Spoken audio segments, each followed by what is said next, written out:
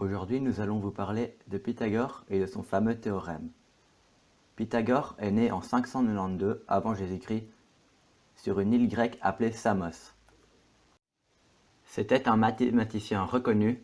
Un jour, il observa la manière de faire des Égyptiens pour tracer des angles droits sur leurs pyramides.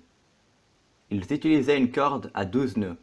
La corde était placée de sorte à former un triangle rectangle avec d'un côté 3 nœuds, d'un côté 4 nœuds et d'un côté 5 nœuds. Là, Pythagore remarqua que le carré de 3, donc 3 fois 3, plus le carré de 4, donc 4 fois 4, est égal au carré de 5, donc 5 fois 5. La somme des carrés des longueurs des deux plus petits côtés est égale au carré de la longueur du plus grand. Voici une manière de démontrer plus facilement le théorème avec de l'eau. On prend un triangle rectangle, on fait des carrés avec des côtés de même longueur que les côtés du triangle. On remplit d'eau les carrés des plus petits côtés du triangle. On retourne le triangle et on peut constater que l'eau des deux petits carrés rentre dans le plus grand carré.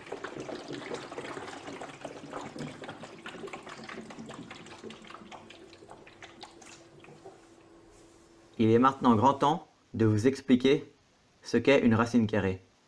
Il s'agit du contraire du carré. Voici un exemple. Si le carré de 5, donc 5 fois 5, égale 25, la racine carrée de 25 est égale à 5. Passons maintenant à la pratique. Prenons un triangle rectangle avec comme plus petit côté 6 et 8 cm. Nous ne connaissons pas l'hypoténuse, c'est-à-dire le plus grand côté du triangle. Nous savons, grâce à Pythagore, que la somme des carrés des plus petits côtés est égale au carré du plus grand. Je vous laisse 10 secondes pour calculer. 10, 9, 8, bon j'arrête, c'est relou.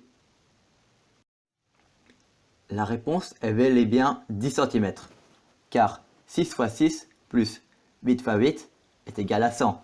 100 est bien le carré de 10. L'hypoténuse mesure donc 10 cm. Sur ce, je vous laisse, et j'espère que vous aurez appris quelque chose d'intéressant. Je tiens à remercier Clément, Marin, de nous avoir prêté sa maison, et Miguel. C'est tout.